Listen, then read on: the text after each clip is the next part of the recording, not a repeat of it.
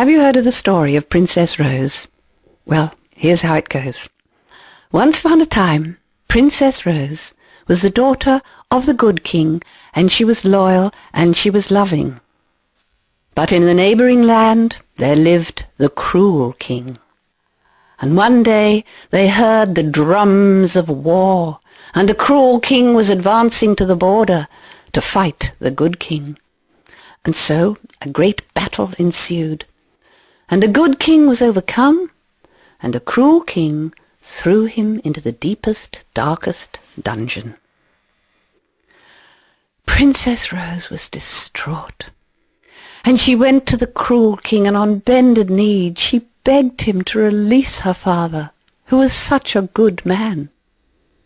But the cruel king merely laughed and refused, and was about to send her on her way, when suddenly he said, "Stop. I will release your father if you can answer this riddle. If not, I will have your head off."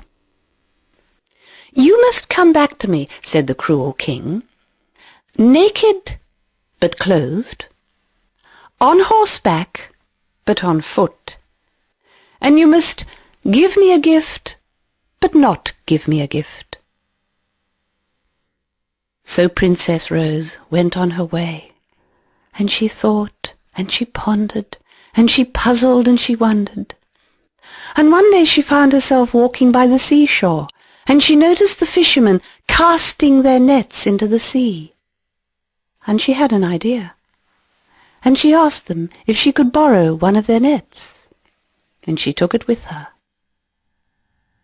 And the next day, still pondering, she found herself walking on the high moors, and there was a little tiny pony that if she sat on, her feet would touch the ground.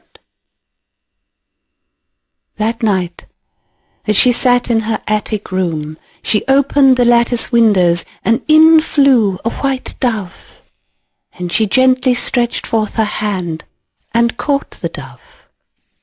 The next day she approached the cruel king, and he looked at her, amazed, for here was a young girl, naked but clothed in a fishing net, sitting on a pony so short that her feet touched the ground, so that she was walking as well.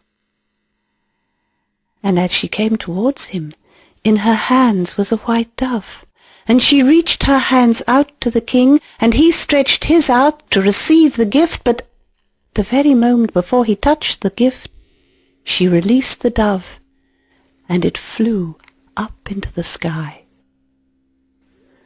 And the cruel king looked at her in amazement, and smiled, and said that she was the sharpest and wittiest woman in the land.